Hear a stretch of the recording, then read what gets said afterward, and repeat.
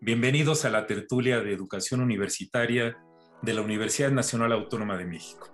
Un servidor, Melchor Sánchez, profesor de la Facultad de Medicina, les da la bienvenida. En esta ocasión vamos a platicar sobre el tema de la educación de posgrado, los retos y sus oportunidades y cómo se está enfrentando la cuestión de la pandemia. Para ello contamos con tres invitados. La primera es la doctora María Luisa García Batis. Ella es licenciada en Economía, maestra en Desarrollo Urbano y doctora en Ciencias Sociales con especialidad en Desarrollo Regional. Es profesora e investigadora del Departamento de Estudios Regionales del Centro Universitario de Ciencias Económico-Administrativas de la Universidad de Guadalajara y actualmente es la coordinadora de posgrado en la Coordinación General de Investigación, Posgrado y Vinculación de la UDG. Bienvenida, María Luisa. Pues muchas gracias, Melchor, por invitarme. Para mí es un placer compartir el panel con Pati y con Luis. Gracias. Y también contamos con la presencia de la doctora Patricia Dávila Aranda. Pati es investigadora titularse de tiempo completo definitiva en la Facultad de Estudios Superiores Iztacala de la UNAM. Ella es bióloga por la Universidad Autónoma Metropolitana, con maestría por la Facultad de Ciencias de la UNAM y doctorado en la Universidad Estatal de Iowa en Estados Unidos.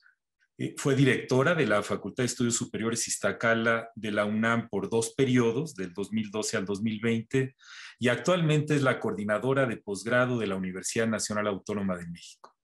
Gracias por acompañarnos, Pati. Gracias, muchas gracias por la invitación. Y por último tenemos al doctor Luis Arciniega Ruiz de Esparza, quien es profesor numerario en el Instituto Tecnológico Autónomo de México, el ITAM, donde dirige la maestría de negocios. Él es doctor por la Universidad de Salamanca, España, investigador nacional nivel 2, y su investigación se centra en la influencia de los valores hacia el trabajo de los empleados en diferentes actitudes y comportamientos laborales. Pues muchas gracias, Luis, por estar con nosotros. Muchas gracias a ustedes por la invitación. Pues el posgrado es todo un tema, ¿no? Ya ven que hay esta disyuntiva siempre de qué valora más la sociedad y los empleadores, si las credenciales académicas o la experiencia. Y es todo un reto el balancear estos aspectos en la vida real y más ahora en la pandemia. Pues, la primera pregunta que les plantearía, empezando por Luis, es ¿por qué es diferente la educación de posgrado de los diferentes niveles educativos y por qué es tan importante en las universidades? Sabemos que muy pocas personas del país en términos porcentuales alcanzan a terminar estudios de posgrado. Luis. Muy bien. Bueno, yo creo que en primera instancia habría que hacer una diferenciación en los posgrados a lo que determinamos posgrados orientados hacia la investigación y posgrados profesionalizantes, porque son dos vertientes importantes. Finalmente todos los alumnos confluyen en los mismos centros, pero son orientaciones diferentes. Pues yo creo que la primera gran diferencia con respecto a otros niveles educacionales radica quizás en el hecho de que la gente que cursa un posgrado lo hace por convicción propia y normalmente sin ninguna influencia externa, ¿no? No es como los alumnos de licenciatura que estudian una carrera por presión familiar o por presión de una novia o algo por el estilo, sino que aquí normalmente la gente inicia un posgrado exactamente porque quiere hacerlo y en la disciplina en la que quiere hacerlo. Esa es una cuestión muy importante. Por otro lado, yo creo que los posgrados son muy relevantes para las instituciones educativas y para la sociedad en general por 2 razones fundamentales o quizás hasta 3, ¿no? La primera de ellas es que en los posgrados se generan comunidades científicas. En los posgrados la gente hace sus pininos de entrenamiento para que puedan generar conocimiento por sí mismos. Y entonces, pues es un semillero de quienes un futuro se convertirán en generadores de conocimiento de distintas disciplinas o de nuevos desarrolladores de tecnologías, creadores de nuevas patentes que finalmente serán muy útiles para la sociedad, para las empresas y en general para el país.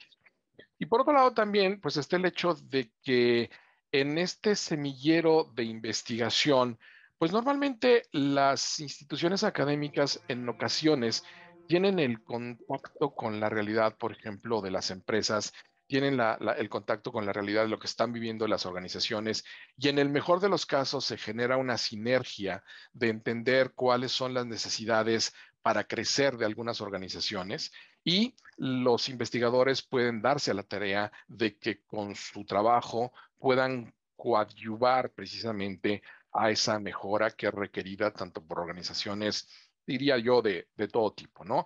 Y al final, en cualquier país del mundo, en la medida que sus organizaciones crecen, desde las ONG, las lucrativas, las no lucrativas, al final del camino, cuando las organizaciones tienen la capacidad de mejora a partir de la investigación o bien a partir de la aplicación de los modelos, de la teoría que está en el state of the art, en el estado del arte de la disciplina, finalmente mejoran y esto ayuda a la sociedad y ayuda a los países en general. Muy bien, Luis, muchísimas gracias. Pues, Patti, ¿cómo ves el asunto de los posgrados? Obviamente aquí estamos predicándole al coro, ¿no? Porque todos estamos en el posgrado, pero ¿qué opinas? ¿Qué agregarías a lo que dijo Luis? Yo estoy muy de acuerdo con lo que dijo Luis. Yo trataría de ver otra manera de enfocar el posgrado para no ser repetitiva. Es tal la cantidad, la información que hemos generado en diferentes disciplinas, ya sean científicas o no científicas, que las licenciaturas, uno de los grandes problemas es cuánto podemos enseñar a alguien, a un profesionista en una licenciatura, ¿no? Y la verdad es que cada vez es más poco lo que podemos hacer. Los posgrados se vuelven una manera de continuar el estudio de cualquier tipo de conocimiento, profundizar, entender, utilizarlo, ponerlo en marcha. De hecho, tú dijiste que es más importante la credencial académica o la experiencia. Yo creo que los posgrados, muchos de ellos, están ahora precisamente encaminados no solamente a adquirir conocimiento, sino a ponerlo en práctica. De hecho, muchos de los posgrados, estoy hablando en general, es difícil, como dijo Luis, porque hay posgrados totalmente básicos, científicos, digamos, y también los posgrados muy aplicados, muy profesionalizantes. Pero en todos los casos, creo que todos estamos caminando a que en el posgrado se hagan prácticas, se trabaje, se entre a las entidades privadas, se entre a los hospitales, se entre a las clínicas, se entre a trabajar con las comunidades, según sea el posgrado. Y a mí me parece que eso es el entrar a otro nivel de conocimiento, de aprendizaje, de expertise, que es lo que necesita un país. Un país necesita buenos profesionistas, necesita buenos empresarios, necesita buenos científicos, necesita buenos maestros, y el posgrado da esa expectativa, da ese mosaico que necesitamos tener, porque la licenciatura como tal se queda corta, creo yo, que ahora prácticamente en cualquier disciplina, ¿no? En la ciencia, quienes trabajamos en la parte de ciencia básica, de hecho, es necesario por muchas razones, no solamente un doctorado, sino un postdoctorado, ¿no? Y eso tiene que ver con otras cosas que podemos ver más adelante, que tienen que ver con los propios empleos. Pero el posgrado es algo que no solamente redondea digamos que el entrenamiento, las herramientas que alguien puede tener, sino también es el momento en que las pone en práctica, y las pone en práctica en lugares que llamamos universidades y que son tan importantes. Son estos lugares donde se debate, donde podemos tener ideas diferentes, donde podemos sentarnos y estar totalmente en desacuerdo, y de todas maneras no pasa nada, porque así es como construimos. Y a mí me parece que el posgrado juega un papel muy importante en ser esa punta de lanza que lleva a las universidades a buscar siempre diferentes panoramas, diferentes, digamos, respuestas, diferentes programas que expresan las necesidades de un país o de una disciplina o de una región. Yo con eso termino. Sí, muchas gracias, Patti. Pues el asunto es amplísimo, ¿no? El tema da para mucho. Pues a continuación le pediría su opinión a María Luisa. Bueno, la importancia yo creo que del posgrado en las universidades pues tiene que ver con algo muy básico que hacemos las universidades, que es formar a personal, a recursos humanos altamente capacitados, pero que se forman con un pensamiento crítico y con capacidades para generar nuevo conocimiento, es decir, pues para hacer investigación científica que es valiosa, súper valiosa y necesaria en las sociedades contemporáneas. ¿No? Pues actualmente todos hay una coincidencia en que el desarrollo social, el desarrollo económico, la innovación, la competitividad de los países, el cuidado del medio ambiente y bueno, el bienestar de las personas, pues depende y está directamente relacionado con los altos niveles de educación y de investigación científica que se hace en los países, ¿no? Un país con alta educación y con desarrollo científico, pues es un país que logra esos desarrollos, ¿no? El desarrollo social, el económico, que es más innovador, creativo y demás. Por lo tanto, formar recursos humanos en las universidades a nivel de posgrado, pues es una necesidad gigante para un país como el nuestro, cuando sobre todo nuestro país pues tiene unos déficits grandes en las capacidades científicas, que son pobres, pero además están mal distribuidas, ¿no? E inclusive se reconocen indicadores como el bajo número de investigadores por cada 1,000 personas de la población económicamente activa, que nos pone atrás de países líderes como Japón, Francia, Singapur, que tienen 10, ¿verdad? Pero también nos pone atrás de países como Argentina y como Brasil, que tienen 3 y 2. Y otro indicador que el propio CONACYT maneja, que es la poca matrícula que hay en posgrado, que pues está relacionada con la anterior. Si no tenemos estudiantes de posgrado y egresados, pues vamos a seguir teniendo pocos investigadores y por lo tanto poca creación científica en nuestro país, ¿no? Y finalmente, pues hay una demanda creciente por los estudios de posgrado, simplemente por la dinámica demográfica de nuestro país. La población potencial que va a poder demandar posgrado va a ser muy grande en los próximos años y las universidades tenemos que responder a eso. Ojalá que lo podamos hacer muy bien, con calidad y con mucha pertinencia. Muy bien, María Elisa, muchísimas gracias por tus reflexiones. El reto es amplísimo, grande, muy interesante y tiene muchísimas aristas que vamos a explorar en los siguientes bloques. A continuación vamos a escuchar a unos estudiantes sobre su experiencia como estudiantes de posgrado durante la pandemia.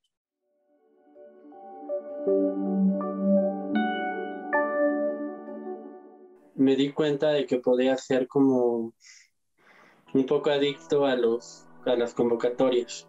Entonces yo he entrado como a diversas convocatorias de animación y al primer inicio de la pandemia en México, Secretaría de Cultura lanzó una convocatoria de Contigo en la Distancia, en la cual yo participé y como otras personas fuimos parte de los ganadores de la convocatoria.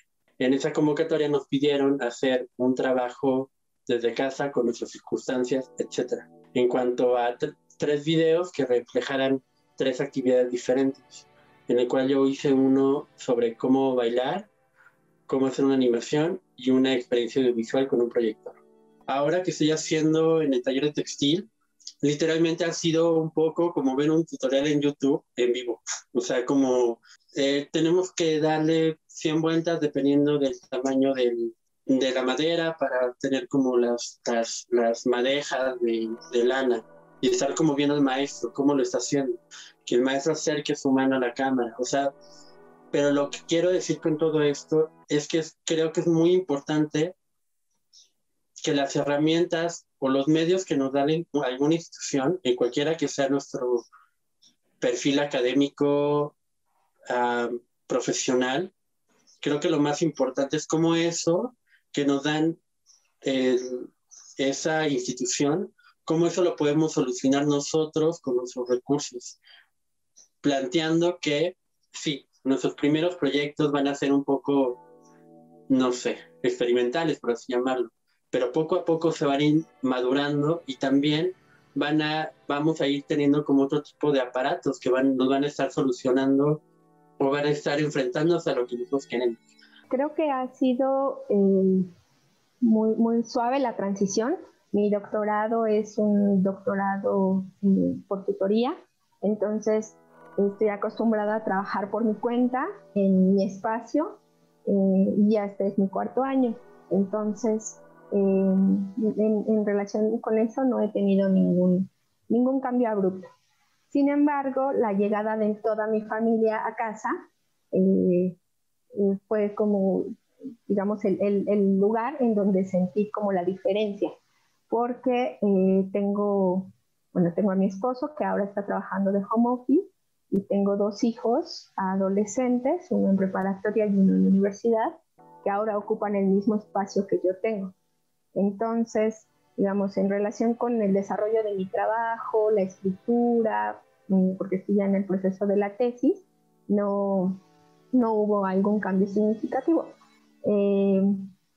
Solo que ahora quizá estoy un poco más preocupada por ellos, estoy viéndolos, estoy atenta, cuando antes no tenía como ese distractor.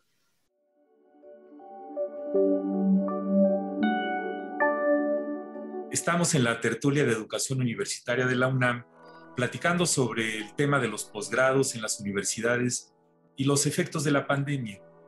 Cuando inició el confinamiento y el cierre de universidades, esto nos complicó la vida a todos en todos los aspectos, pero en el caso de los posgrados, las tesis, las prácticas en laboratorio, las prácticas de campo, en el caso de las especializaciones médicas, por ejemplo, pues la transformación completa del escenario de trabajo y aprendizaje de los médicos residentes que están haciendo una especialidad.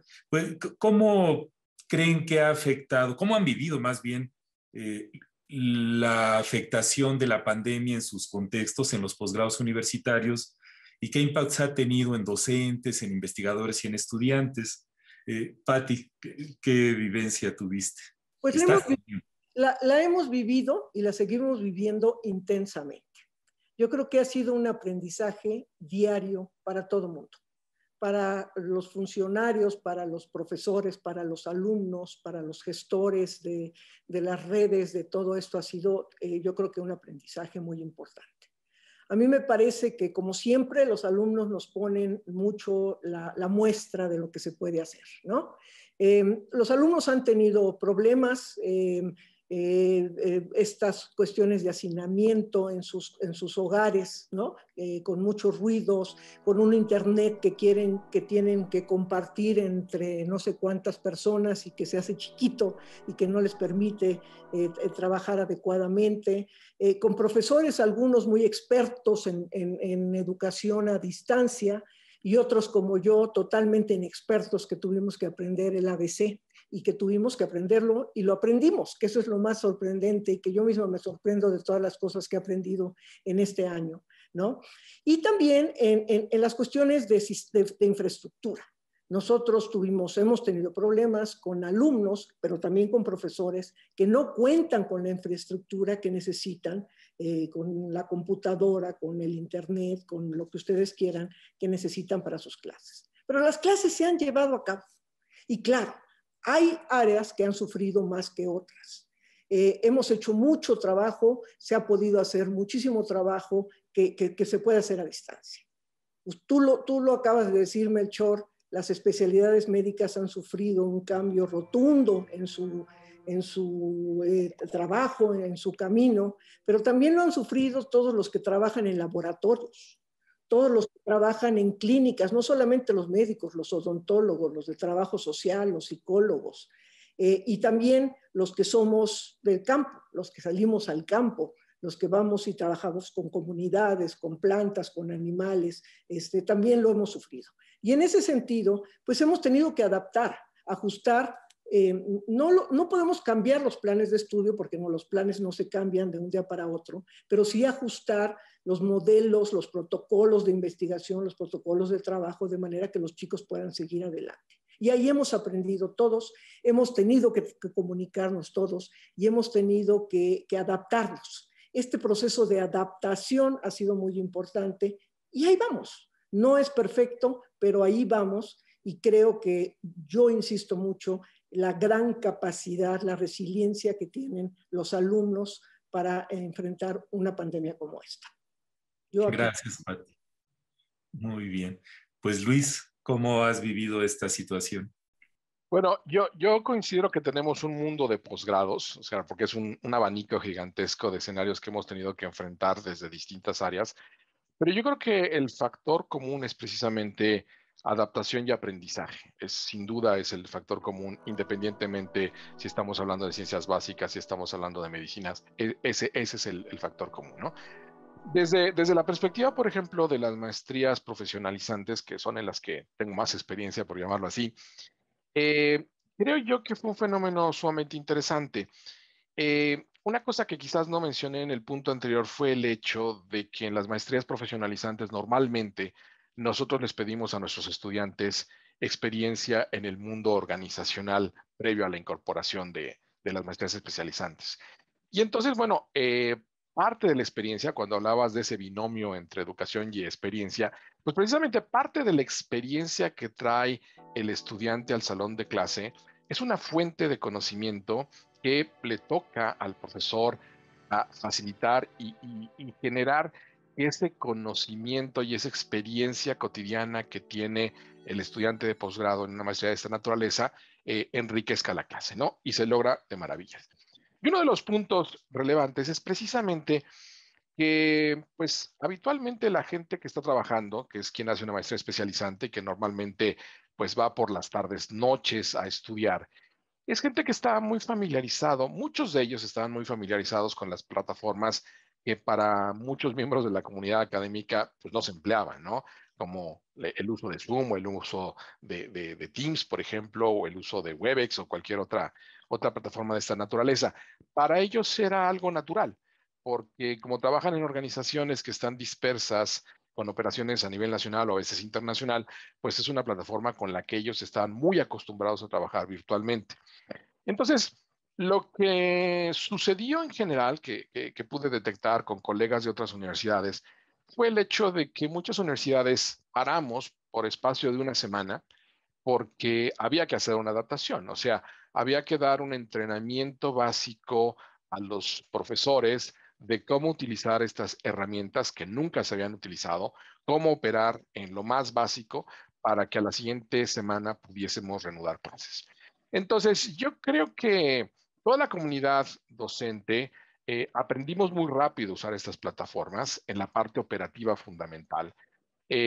Seguramente los estudiantes con más amplia experiencia previa usando este tipo de plataformas, pues les impresionó que algunos de sus profesores no tuvieran tanto dominio de las mismas, pero lo que sucedió fue que al muy corto plazo la gente empezó a dominar la parte tecnológica y la parte operativa básica de este uso de plataformas. Y después vino una etapa de transición muy interesante que yo creo que todos la vivimos, ¿no? Que fue el hecho de que ya aprendimos, ya podíamos navegar fácilmente por estas plataformas, podíamos compartir videos, podíamos compartir pantallas, podríamos separar nuestra clase en subgrupos para discusión, pero había gente que seguía pensando que dar clase en un formato a distancia era exactamente lo mismo que estar en el salón de clase, ¿no?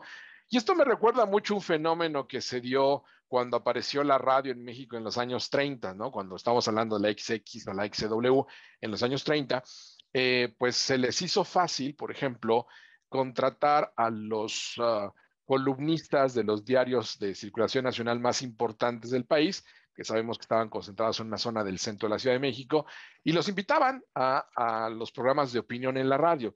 Y lo que los columnistas hacían básicamente era llevar la columna que habían escrito y que habían publicado en la mañana y leerla en la radio, ¿no? Y entonces obviamente pues la gente se aburría tremendamente porque decía, oye, pues para eso mejor me pongo a leer el periódico y listo, ¿no? Y entonces, precisamente, los docentes tuvimos que entender en la medida que fueron pasando los meses y nosotros seguíamos confinados, tuvimos que aprender que teníamos que modificar el modelo de interacción con los estudiantes, que teníamos que modificar el modelo de cómo enseñábamos conceptos básicos, que lo que tradicionalmente nos funcionaba muy bien en el salón de clase no necesariamente nos iba a funcionar en la pantalla y que entonces era un reto cómo adaptar todo ese conocimiento en la pantalla. Entonces, en realidad, yo hablaba con colegas en Estados Unidos, en Europa, inclusive en Australia, y me decían, es que estoy invirtiendo una cantidad de tiempo que nunca me he esperado, ¿no? Porque pues mis clases yo las tenía muy estables, muy bien preparadas, pero ahora estoy reinventando totalmente mis clases. Y bueno, mucha gente siguió esta corriente y lamentablemente, pues por ser medio tecnofóbicos y a veces miembros de la facultad con mayor resistencia al cambio, quizás no lograron entender el mensaje que tenía que cambiar, pero al final del camino cambiaron, ¿no? Entonces, yo creo que fue el 2020 un año de inmensos aprendizajes para los docentes en todos los niveles educativos, sin duda. Muy bien, pues muchísimas gracias. Muy interesantes tus reflexiones. A continuación, María Luisa, pues, ¿cómo viviste en el posgrado de la Universidad de Guadalajara los efectos de la pandemia? Bueno, no es muy diferente a lo que han dicho ya hasta ahorita, pero bueno, la pandemia, pues como saben, nos agarró mal parados a todos, ¿no? Y nos agarró de sorpresa, fue inesperada y pues afectó todas las esferas de la vida y pues no quedó fuera la parte educativa y en especial la de posgrado. Entonces, de la noche a la mañana, pues las universidades cerramos las puertas y dejamos afuera a todos nuestros estudiantes. Y bueno, tuvimos que cambiar, como ya se ha señalado aquí, pues el modelo de enseñanza, ¿no? De estar dando clases presenciales, nos fuimos a las virtuales, pero bueno, sin mucha experiencia. Aunque las universidades ya teníamos un tiempo intentando incluir las tecnologías de la información en nuestros modelos de enseñanza y todo, pues quedó al descubierto que pues no estábamos listos ni preparados para aplicar esta enseñanza en línea, ¿no? Y pues nos encontramos con algo que sabíamos del país y que claro se refleja de manera directa en nuestra comunidad académica, que es pues una brecha digital tremenda y una falta de competencias digitales, pues no solamente de los profesores, también de los alumnos. Entonces, pues nos vimos obligados a implementar, como ya también se mencionó aquí, pues procesos muy rápidos, masivos de capacitación a nuestros docentes, pero también tuvimos que darle seguimiento, acompañamiento a los alumnos, ofrecerles soporte técnico de la noche a la mañana sobre el uso de plataformas digitales y pues nos vimos obligados también a flexibilizar los requisitos en algo que nos cuesta mucho trabajo, ¿no? Flexibilizar, que son los servicios académico-administrativos. En un contexto, pues, en el que había, como ya también se mencionó, resistencias, había opiniones encontradas, o sea, había diferencias en la forma en que se quería abordar el asunto y también inconformidades, o sea, fue un momento difícil para nosotros. Y bueno, los posgrados, por ejemplo, que es un poco lo que también se comentó, han cambiado los ritmos, no solamente en la enseñanza, o sea, cómo dan clases los profesores, sino también los ritmos generales de los posgrados.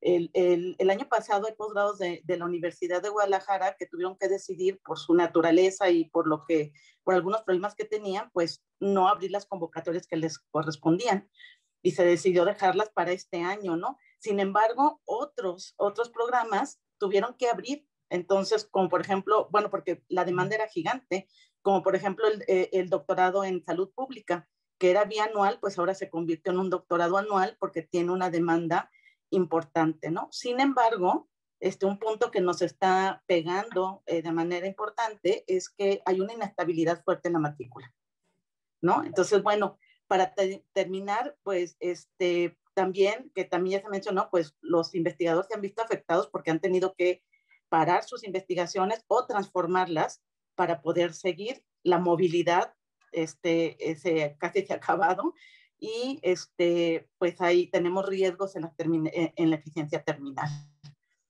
Así es. Muchas gracias, María Luisa. Muy bien, pues el reto está gigantesco y en el siguiente bloque comentaremos algunas estrategias para seguir adelante. Vamos a una pausa.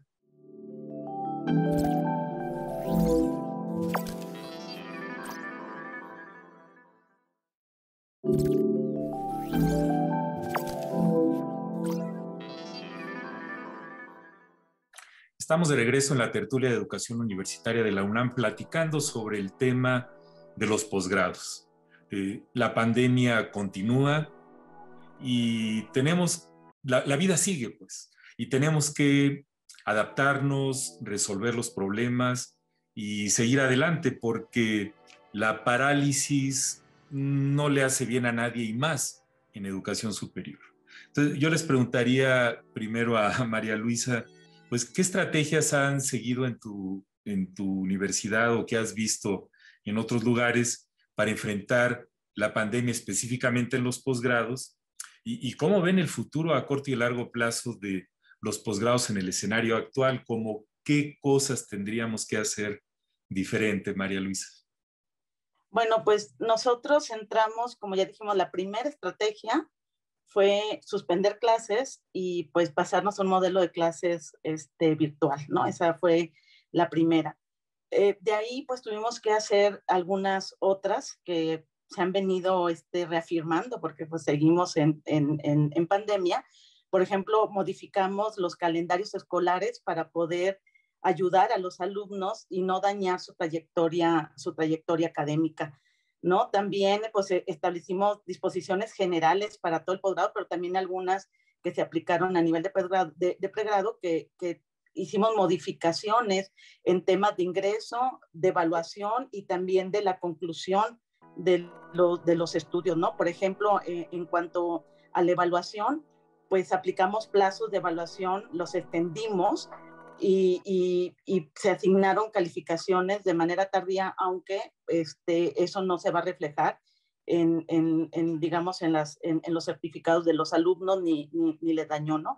También, pues, aplicamos periodos de recuperación extraordinarios que, pues, normalmente en posgrado no tenemos, para dar la oportunidad de que se pudieran cumplir con algunas asignaturas, pues, que tienen que hacer algún trabajo presencial o que tienen que hacer algún trabajo de campo o prácticas profesionales o cualquier cosa para que pudieran darse y acomodarse a los tiempos también de quien recibe, a los alumnos, ¿no?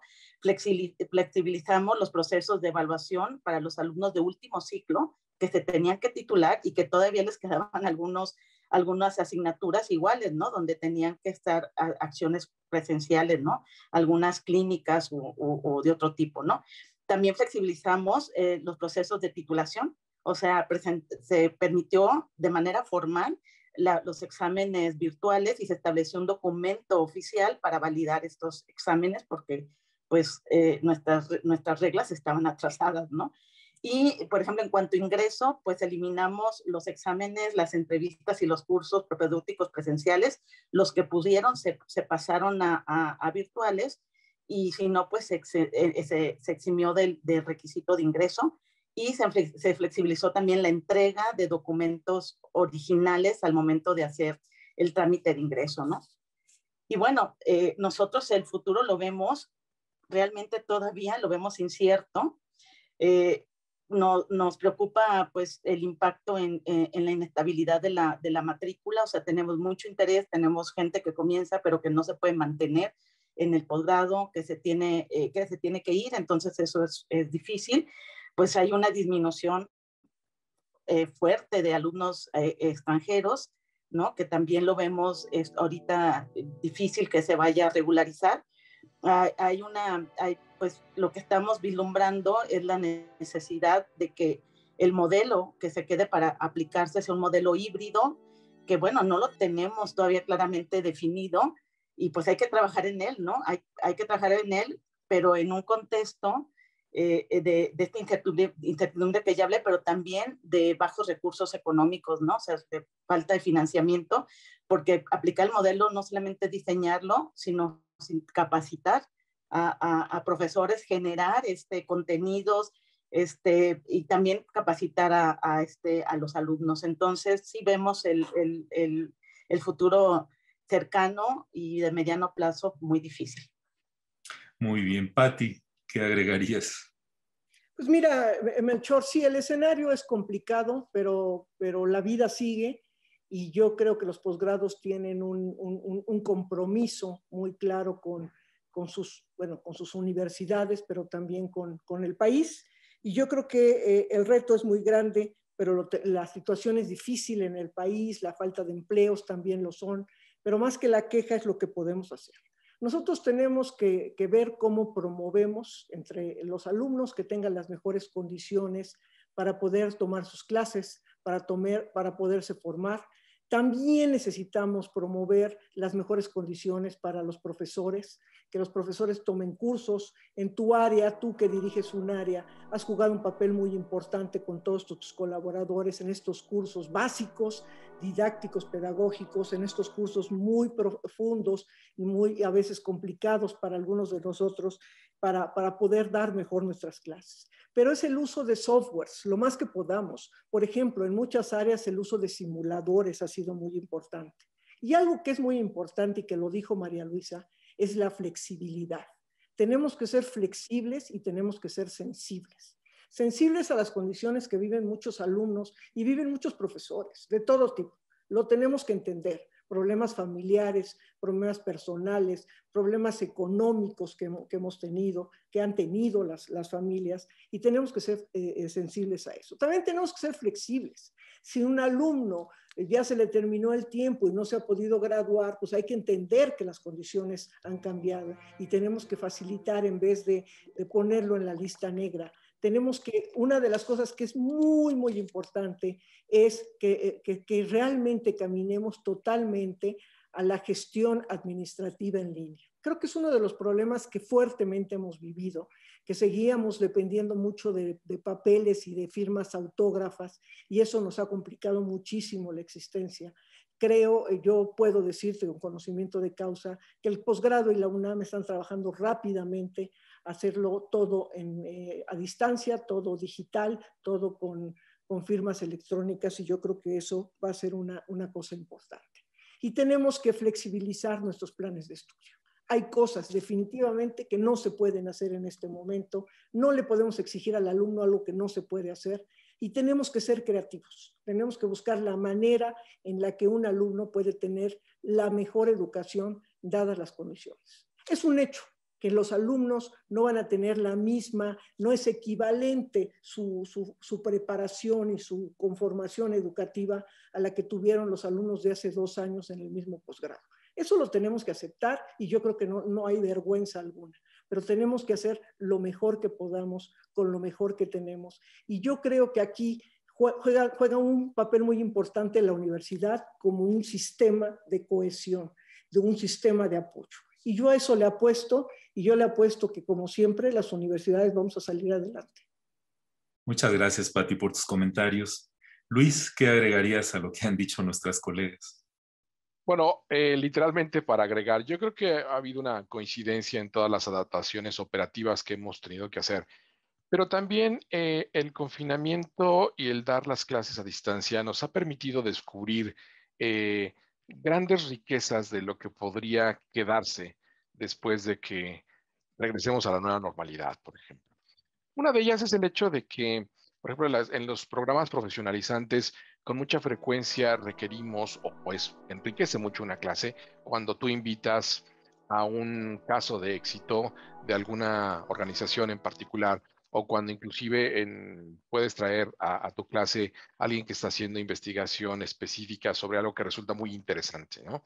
Entonces, bueno, en el formato presencial es bastante complejo hacer esto porque con el tráfico de la Ciudad de México a veces se te complica invitar a alguien para que esté un rato con tus alumnos y después tenga que irse y tenga que invertir una cantidad de tiempo importante. Entonces, este escenario, por ejemplo, nos ha mostrado que tú puedes invitar a un caso de éxito de la naturaleza que se trate, no solo desde cualquier parte de México, ¿no? Que podría enlazarse desde Torreón o desde Hermosillo, o desde Monterrey, sino que adicionalmente puedes invitar a gente desde el extranjero si el uso horario lo permite o lo puedes sincronizar a tu clase, ¿no? Y ahí tienes. Entonces, eso enriquece en forma muy significativa las clases y es algo que pues, seguramente podemos aprovechar de lo que hemos experimentado, ¿no? Hablando, por ejemplo, de dirección de tesis, también este escenario nos ha demostrado que podemos avanzar significativamente con nuestros tesistas sin que el tesista tenga que trasladarse a nuestras oficinas en nuestro campus, sino que el tesista puede estar inclusive en cualquier otra parte del país trabajando y ella o él pueden hacer un progreso significativo trabajando a la distancia, ¿no? Yo en algún momento dirigí una tesis de maestría desde Canadá, lo recuerdo muy bien hace unos años, y se te olvida eso, ¿no? Pero ahora en realidad con todas las herramientas que tenemos, la interacción cara a cara a través de Zoom es infinitamente más poderosa de lo que antes tenías que hacer por correo electrónico o por una plataforma a lo mejor no tan buena como Skype en su momento. Por otro lado también, pues creo que no se ha hablado de un punto neurálgico, ¿no? Hablamos de los alumnos que ya eran nuestros alumnos antes de la pandemia, que ya habían generado cierto sentido de identidad hacia la institución en donde están estudiando su posgrado, porque pues ya habían estado con nosotros, no sé, 2, 3 trimestres o 2, 3 semestres, ¿no? Pero también tenemos un caso crítico. Tenemos estudiantes que empezaron con nosotros en marzo del año pasado y que llevan un año tomando clases en línea y que no han puesto pie en las instalaciones físicas de nuestra universidad. Y entonces, si bien la cultura propia y la filosofía de la institución también se puede plasmar a través de la virtualidad, realmente esa interacción social, ese sentido de pertenencia ha sido un reto, ¿no? Entonces, pues hemos tenido que ingeniárnoslas también para desarrollar estrategias que generan ese sentido de pertenencia y de orgullo a la institución, de sentido de orgullo a la institución en la cual se está haciendo el posgrado, ¿no? Entonces, por ejemplo, la organización de eventos informales en donde a veces invitamos a un conferencista que puede ser un egresado de la institución para que genere más sentido de pertenencia, el recrear esos eventos sociales que generaban identidad hacia la institución, hemos tenido que ingeniárnoslas para ver cómo los replicamos en este entorno virtual. Y ese ha sido un reto también muy importante que algunos han podido consolidar mejor que otros, pero que al final del camino nos damos cuenta que en entrevistas a nuestros estudiantes, que a pesar de que pueden llevar un año tomando clases en línea, han desarrollado ese sentido de pertenencia hacia la institución, lo cual es muy gratificante. Muy bien, muchas gracias, Luis. Pues es todo un tema. Cada institución ha respondido de manera diferente. Las instituciones privadas, por ejemplo, tienen además el reto de las colegiaturas. Y he escuchado gentes que dicen, ¿por qué voy a pagarle a la Universidad de Harvard la colegiatura que cobra esta universidad para que mi hijo esté tomando clases por videoconferencias? ¿No? Hay toda esta parte humana y de percepción social en la que hay que avanzar todavía un buen tramo. Entonces, les agradezco por sus interesantes reflexiones. A continuación vamos a ver y a escuchar a un profesor, cómo ha visto su práctica en el posgrado impactado por la pandemia.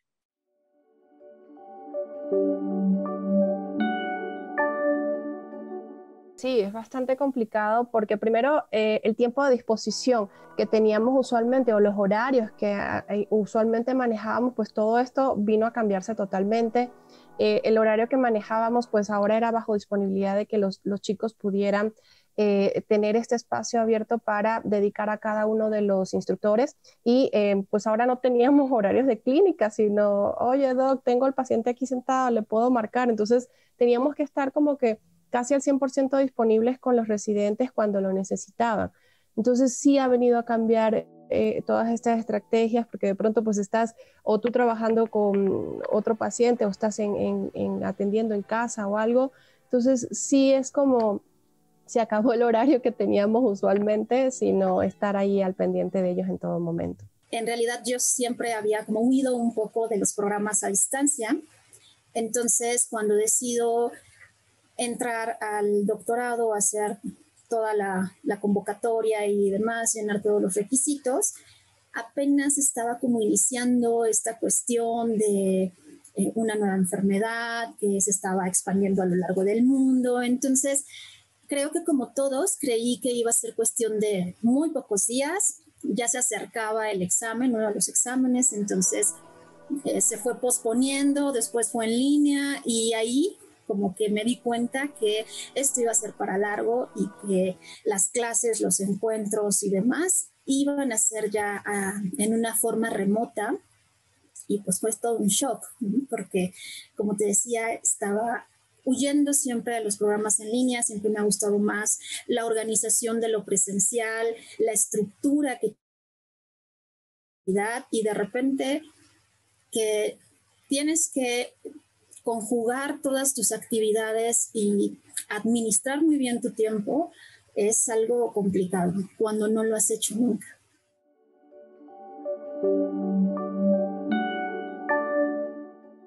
Estamos en la última parte de la tertulia de educación universitaria, platicando sobre el asunto de los posgrados en las universidades y los efectos de la pandemia. El tiempo sigue pasando, como decíamos en el bloque anterior, la vida sigue, los estudiantes siguen esperando graduarse en tiempo y forma, los encargados de los posgrados quieren que no se afecte la eficiencia terminal, que se mantengan las becas y toda esta nube de cosas que ocurren en la era moderna. Pues yo les preguntaría algunas reflexiones finales y conclusiones que quisieran compartir con nosotros, empezando por Luis. Muchas gracias. Bueno, yo quisiera cerrar comentando que llevamos ya un año en este escenario, independientemente del sentimiento que experimentamos en lo individual. La investigación seria en la materia sobre bienestar psicológico en colaboradores en general, que podría quizás extrapolarse también a nuestros estudiantes de posgrado, es el hecho de que el primer trimestre fue bastante difícil, ¿no? Como lo comentaba alguno de los profesores en el video, fue una especie de montaña rusa en donde claramente se vio que el bienestar psicológico de las personas en general decayó en forma significativa, ¿no? Pero los seres humanos tenemos esta capacidad natural de adaptarnos a la adversidad y normalmente pues, la gente lo pudo hacer en un espacio de 3 meses. Entonces, la evidencia de estudios longitudinales claramente marca que pasados 2 meses, 2 meses y medio a partir del confinamiento, la curva de productividad de los empleados con un nivel de educación alto empezó a alcanzar niveles pre-pandemia, ¿no? Entonces, el nivel de productividad de la gente se alcanzó casi al mismo nivel al inicio a los 2 meses de iniciada la pandemia. Y el punto es que también en los registros de bienestar psicológico hubo una mejora, ¿no? Entonces, yo creo que sí fue un shock durante los primeros 3 meses, durante los primeros 2 meses, pero posteriormente nos fuimos adaptando y como siempre, la especie humana tiene la capacidad de adaptarse relativamente fácil y en un corto plazo. Y entonces, lo que hacemos en este momento y lo que estamos haciendo en este momento, por ejemplo, nosotros, es sesiones en donde hacemos un recuento de realmente qué de lo que hemos aprendido a lo largo de estos meses son mecanismos, modelos, estructuras que pueden y que deben de quedarse en el futuro cuando regresemos a la presencialidad. O sea, hay muchas cosas que hemos aprendido que las podemos hacer perfectamente y en una forma más eficiente inclusive que cara a cara en este entorno virtual. Y entonces es el momento exacto de hacer un recuento de que cuando regresemos, ¿qué vamos a tomar de todo esto que hemos aprendido y qué podemos seguir manteniendo en esencia en las clases presenciales? Porque ahora viene el gran reto de que nuestros alumnos se han acostumbrado a la comodidad de apretar un botón para entrar a clase y no tener que enfrentarse a horas en el periférico o a horas en el tráfico de la ciudad que sea. Y entonces el hecho de invitarlos a que regresen a clases presenciales, esas clases presenciales tienen que ofrecer un plus, tienen que tener un valor agregado que haga que la gente quiera nuevamente volver a tener esa interacción social cara a cara. Entonces es un reto muy interesante, pero que sin duda yo creo que lo podemos sacar adelante. Gracias, Luis. Pues María Luisa, algunas reflexiones finales y recomendaciones. Sí, bueno, yo coincido con lo que dijo Luis. Yo creo que es un punto importante empezar a partir de la idea esta del impacto que se ha tenido en el bienestar psicológico o en el emocional. Inclusive quienes dicen que la cuarta ola del COVID va a ser el problema emocional, ¿no? La parte esta. Y nosotros lo vemos, como coincido totalmente con lo que dijo él. Entonces a mí me gustaría, nomás para poner a lo mejor el punto en la IES, pues nosotros tenemos un sondeo que hicimos con alumnos, y ellos pues ven la experiencia al final positiva y dicen, bueno, es que nosotros hemos aprendido y tenemos mayor capacidad de autogestión de nuestro aprendizaje, a trabajar de forma colaborativa, a distancia con nuestros compañeros y con nuestros profesores, hemos logrado pues avanzar en algo que creíamos que no iba a ser posible. Sin embargo, al final, cuando uno les pregunta, bueno, ¿y cómo valoras esto al final? La preocupación que ellos siguen teniendo está en que creen que no es, que la educación en línea no es la solución que viene, y que sienten que su aprendizaje es menor o cuando menos no se iguala al que tenían a nivel presencial, ¿no? Inclusive cuando en las partes positivas que ellos veían, dicen, bueno, es que hemos generado ahorros, ¿no? En transporte, en alimentación, en materiales escolares, pero eso no sustituye lo que nosotros sentimos que aprendemos. Entonces, bueno, ese es un punto que nosotros tenemos que tomar en cuenta y que, bueno, Luis dice, tenemos que hacer un recuento, ¿no? Claro que lo tenemos que hacer para diseñar un nuevo modelo, ¿no? Y este nuevo modelo que nos va a dejar, donde vamos a poner cosas que aprendimos hoy, es lo que podemos estar llamando con un modelo híbrido, y tomando en cuenta también, pues, todo lo que les ha pasado a los profesores. Los profesores han externado claramente que se sienten invadidos, o sea, la línea que dividía la vida profesional de la vida privada, doméstica, como sea, está invadida por las horas que uno pasa frente a la computadora, porque incluyó las redes sociales en los modelos de enseñanza, y porque, como lo comentó una de las profesoras que habló antes, que entrevistaron, pues todo el tiempo tienen que estar atendiendo a los profesores, pero también a las partes administrativas, ¿no? Entonces, eso lo tenemos que retomar. Y finalmente yo digo que, como ya se ha dicho, a expertos en educación lo están viendo, pues hay un punto que tenemos que reflexionar, discutir, dialogar, o sea, que tenemos que platicar ampliamente, es cómo vamos a saldar las brechas tecnológicas que tenemos, cómo vamos a poder hacer modelos que no sean excluyentes, porque yo creo que hay cosas de este modelo que se vinieron a quedar. Entonces, ¿cómo vamos a garantizar eso? Y cómo vamos a garantizar la integridad en las mediciones del conocimiento, de que aprendieron o no aprendieron, que es una cosa que tiene preocupado tanto a los profesores, que se dicen, ¿están realmente mis alumnos aprendiendo? Como los alumnos lo externan, de decir, siento que yo no estoy aprendiendo como aprendía antes. Entonces, son puntos que no podemos olvidar y que tenemos que tener ahí, y donde tenemos que hacer propuestas muy específicas. Muchas gracias, María Luisa, por esas reflexiones y conclusiones finales. Pues, Pati, ¿qué pensamientos finales quisieras compartir con nosotros? ¿Alguna reflexión, recomendación?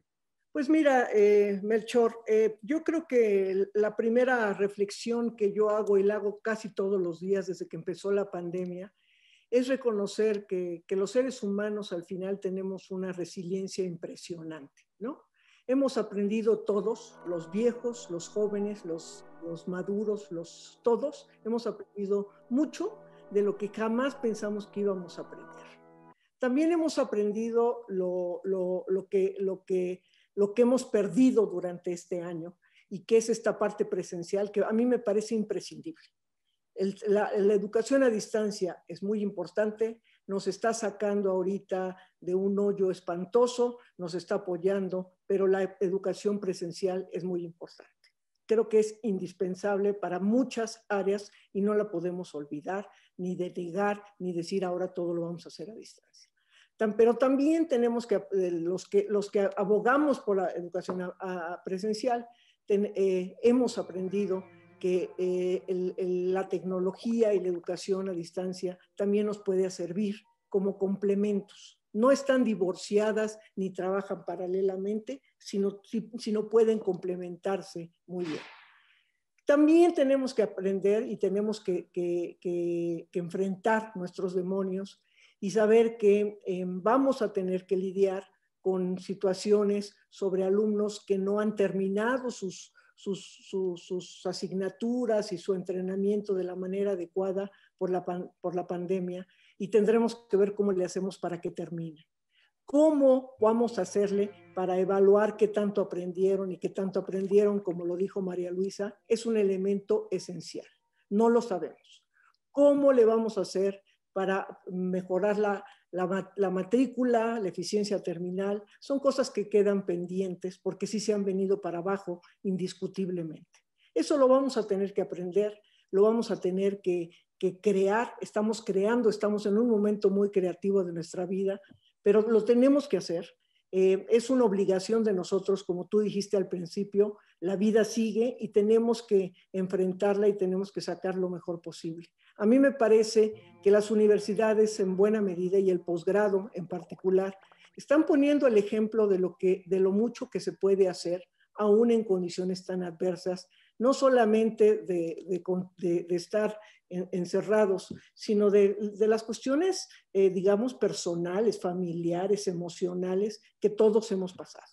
Y yo creo que en ese sentido, los alumnos, los profesores del posgrado en las diferentes universidades han sido un ejemplo. Y yo a todos ellos les doy las gracias y los invito a seguirnos enseñando a todos con su carácter y con su experiencia y con su tesón.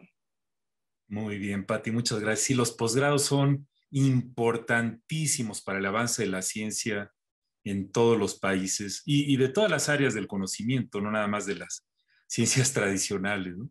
Por ahí me encontré una frase que dice que hace mucho tiempo a las personas que sacrificaban el sueño, la familia, el alimento, la alegría y otras diversiones de la vida se les llamaba santos. Ahora se les llama estudiantes de doctorado. Es esta cuestión de lo importante que es el seguir avanzando en esto y que los posgrados, todos los niveles son importantes, pero para que la humanidad salga adelante con retos como el que vivimos del COVID, los posgrados y el conocimiento que generan, que se traduce en vacunas y en todos los elementos para avanzar en el aspecto educativo, son muy, muy importantes. Pues les agradezco a su asistencia, Luis, María Luisa y Pati, muchísimas gracias por sus reflexiones. Hoy hay que estudiar toda la vida para ejercer una profesión. Muchas gracias por su atención.